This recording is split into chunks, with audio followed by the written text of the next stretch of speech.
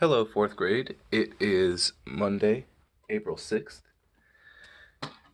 and hopefully you can see the book well enough. Let's see here. Should be good enough. And today we're going to read chapter 26 of The House of the Scorpion. Last time we left off with Matt escaping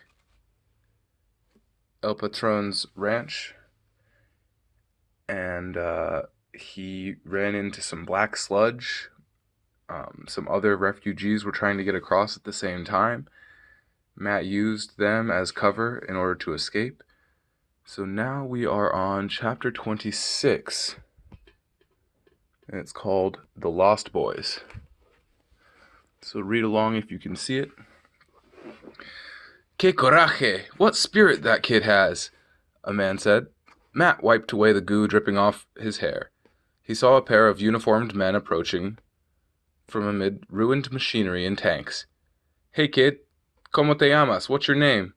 Asked one of them. Matt was stumped for a moment. He certainly couldn't tell the truth. Matt Ortega, he said, swiping the music teacher's name. You're a real fighter, said the border guard. I thought he had you when he grabbed the backpack. Did your family go over tonight? No, my family... Now that the excitement was gone, Matt felt the reaction set in. He hugged himself and his teeth chattered. Hey, the guard said kindly. You don't need to explain now. You just had the beans scared out of you. Caray! I got scared watching you. Come inside where you can have something to eat. Matt followed carefully so he wouldn't slip on the cement. His body was covered in sludge, and his stomach was in knots over this narrow escape. The guards led him to a large cement bathroom with showers along the walls. They gave him a brush and a chunk of green soap. Take one of the clean bodysuits from the bin, one of them instructed him. This is like a dream, Matt thought, as he scrubbed and re-scrubbed himself in the steamy shower. He had been afraid of his welcome in Aztlan, but these men treated him like a guest.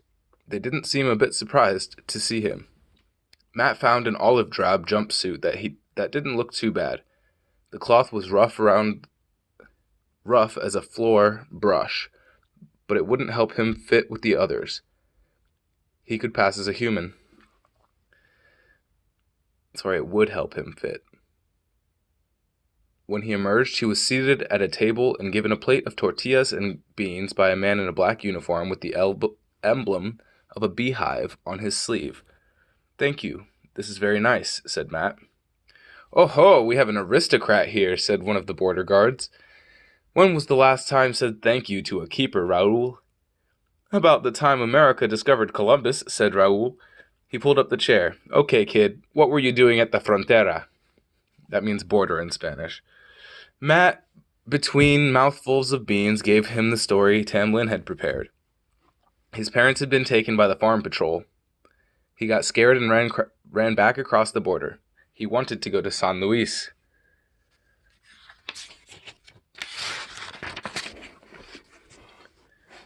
That's really tough, losing your parents like that. Did you come from San Luis? Said Raoul. I have a friend there, said Matt, stumbling over how exactly to describe Maria. The man shrugged. What kind of work can you do?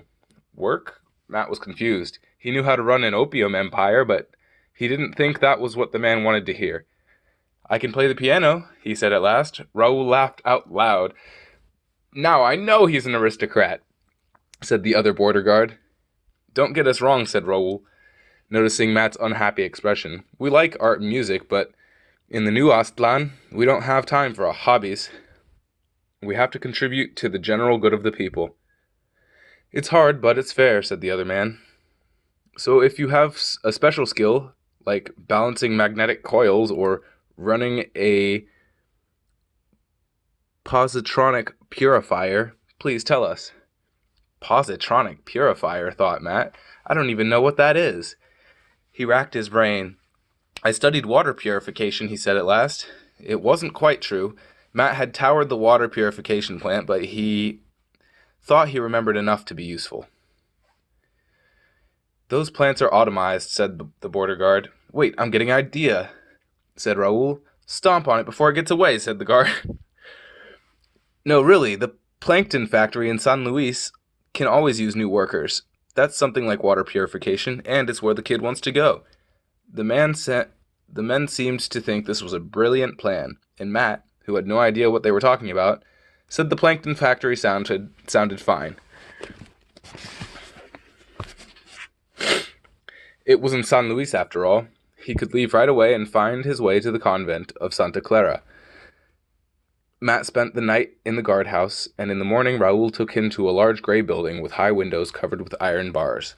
"You're in luck, Chico," he said. "We've got a hovercraft going to San Luis tomorrow." He unlocked a metal door that led into a dimly lit hallway. A pair of border guards lounged at a table in front of another door that was made of reinforced glass. They were playing a game that Matt had never seen. Tiny men seemed to hang midair over the table, along with trees, buildings, and a pot bubbling on a fire. It was the pot and fire that enchanted Matt. They were so realistic, he could even hear water splashing onto the flames. About half of the tiny men were dressed in animal skins and carried spears. The other half were clad in monks' robes. The border guards wore silver gloves and moved the game pieces by waving their fingers. "Another one for San Luis," said Raoul. The men grudgingly turned off the game. "Where did the picture go?" said Matt. "Haven't you ever seen a holo game, kid?" "Of course I have," Matt lied. He didn't want to arouse suspicion. "Oh, I get it," a border guard said. "You haven't seen this game before. That's because it's so old. It's all the crotting government sends us." "Don't use language like that in front of the kid," said Raoul. "Sorry," said the guard. He turned on the game, and the tiny men appeared again. "See, those are the cannibals, and those are the missionaries. The aim is for the cannibals to push the missionaries into the cooking pot."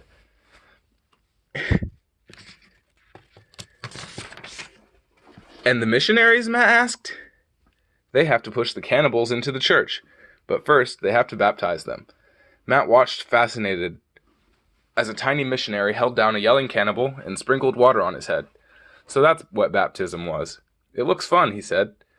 "Sure, if you haven't played it in a couple thousand times." The man turned the game off and unlocked the glass door for Raoul and Matt to pass through. "Why are all the doors locked?" asked Matt. "The orderly production of resources is vital to the general good of the people," said Raoul. That's a very weird thing to say, Matt thought. However, his attention was riveted on a room full of boys working at tables. They all stopped what they were doing and turned to look at Matt. He had never played with children. He'd never been to school or played sports, and he'd never had a friend his own age, except Maria. The reaction of most people to him had been hatred. Thus, the experience of suddenly being thrust into a crowd of boys was like being dumped into a pool of piranha. Matt assumed they were going to hurt him. He froze into a karate stance Tem Lin had showed him. The boys surged forward, all talking at once. "What's your name? Where are they sending you? Got any money?" Raoul, perhaps noticing Matt's odd position, crowded them back. "Órale, morros. Okay, kids. His name's Matt, and he needs to be left alone for a while. He just lost his parents in Dreamland." The boys went back to the tables, but they eyed Matt curiously, and one or two of them smiled and tried to entice him over. Matt stood next to the door while Raoul walked around the room, commenting on the boys' work. Some were fitting small bits of machinery together, others wove strips of plastic into sandals. Still others measured powder into capsules and counted the finished pills into bottles. Raoul stopped by a large boy who was sanding a curved piece of wood. "We don't have time for hobbies, Chacho. The orderly production of resources is vital to the general good of the people." "Crot the good of the people," muttered Chacho, still sanding the wood. If Raoul was angered by this curse, and Matt had no doubt it was a curse, although he didn't know what it meant, the man didn't show it. He took the wood from Chacho's